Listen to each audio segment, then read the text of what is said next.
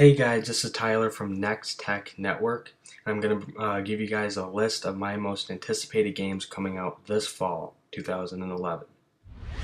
Now, my number fifth, kind of going from fifth to first down the list, my number five game is going to be Batman Arkham City. Now, I was very impressed by Arkham Asylum. I didn't have high expectations for it when it came out a few years ago. Thought it was going to be kind of a cartoonish sort of kids game. Well, I was definitely wrong. Had a lot of great gameplay, kind of a dark but very good storyline, and showed a lot of the characters throughout the comics, and just really put it in a very well played storyline. Now, this one, as shown in the latest trailer, Mr. Freeze has been confirmed to be in this game, as well as Penguin, and so overall, when you get those two in it, a nut and just a very kind of strange villain, it's bound to be a very good game. And this comes out mid-October. Now, my number four game on the list and the final piece is going to be Assassin's Creed Revelations. Now, the Assassin's Creed series has been among the highest rated in recent game history. The graphics are wonderful. The overall gameplay is terrific. At times it can be a little tricky, but throughout the series, a great storyline and very well put. Now, this one is going to come out November 15th, so this should be a good one. I am looking forward to it. I might wait a few months after until it comes out. Usually they knock the Assassin's Creed games down after a few months, down to about $50 or $40.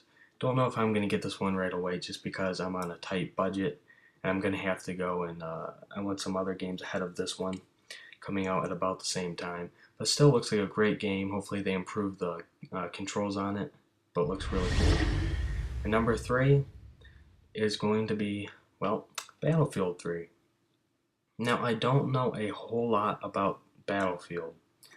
I have played some other games by them, and most action games are not high on my list. And the reason, shooter games, more like war sort of games, usually aren't high on my list. Normally, you bring in high expectations and it ends up being a really short game. The online play is just so-so. Doesn't seem like a lot of effort was put into it.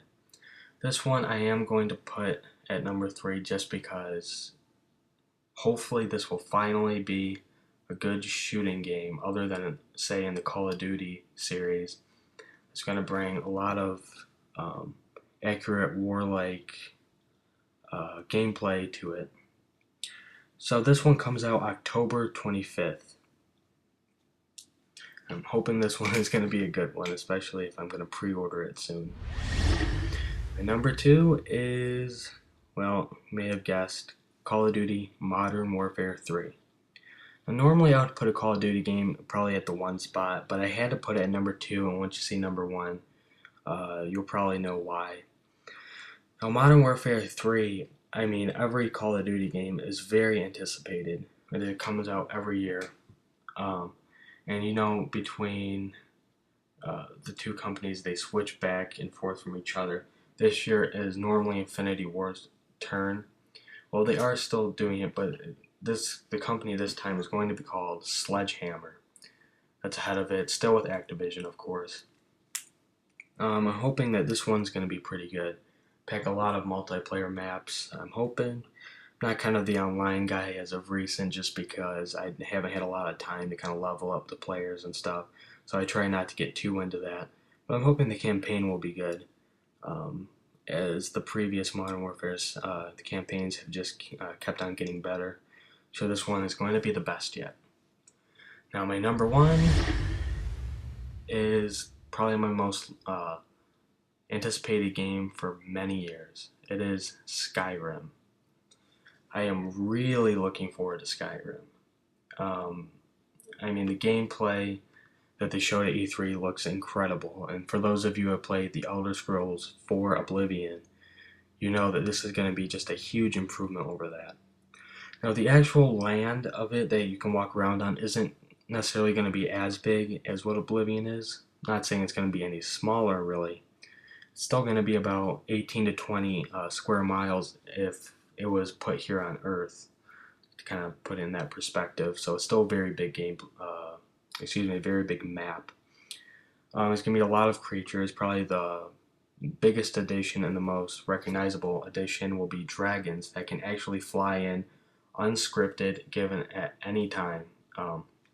There's no really set thing to it. Now, there is some dragons that will come in as part of the storyline, but for the most part, there's going to be different kinds of dragons too, such as ice, fire, and a few others that they have not yet mentioned. Now, another thing that kind of piqued my curiosity was that they never said anything about friendly dragons. When they asked Bethesda about friendly dragons, they kind of hurried up and changed the subject, which makes me very curious to what's going on there. Alright guys, so that's my list. Please check out nexttechnight.com. And thanks for watching. And you can go ahead and check out our new online community forums and blogs right at our website.